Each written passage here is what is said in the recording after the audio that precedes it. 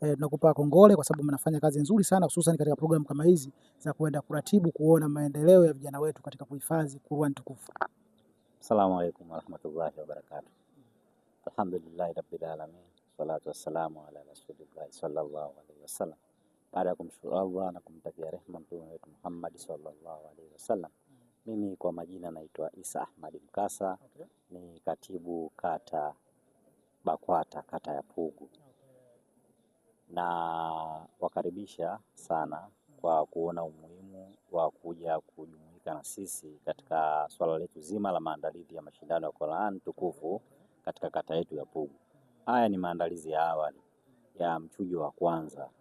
Kwa hiyo tunafanya hivi kila mwaka katika kata yetu ya Pugu ili kuweza kukitukuza na kukifanya kitabu kikuu cha Mwenyezi Mungu Qur'an, waweze watoto wetu kuweza kukishika na kuwa nacho, kwa sababu Qur'an ndio msingi wa malezi wa maisha yetu ya kila siku. Bila Qur'an kuna mtoto ambaye ataweza kuishi vizuri bila kufuata maadili ya dini yake.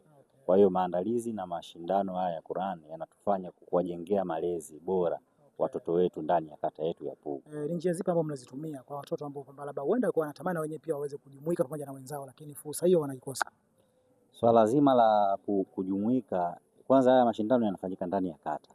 Kwa hiyo tunatoa fursa katika madrasa zetu za kata yote ya Pugu, walimu wa madrasa kuwafundisha watoto na kuweza kuwafanya waweze kuielewa Qur'an.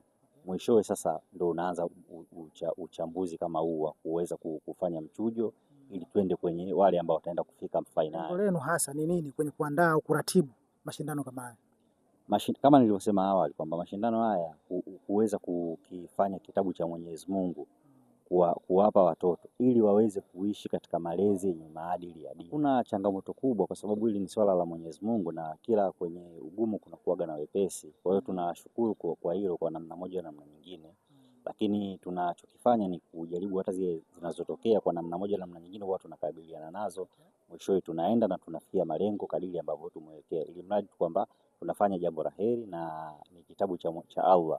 Kwa hiyo kila tunachokipanga inshallah huwa kinatimia na kufikia malengo.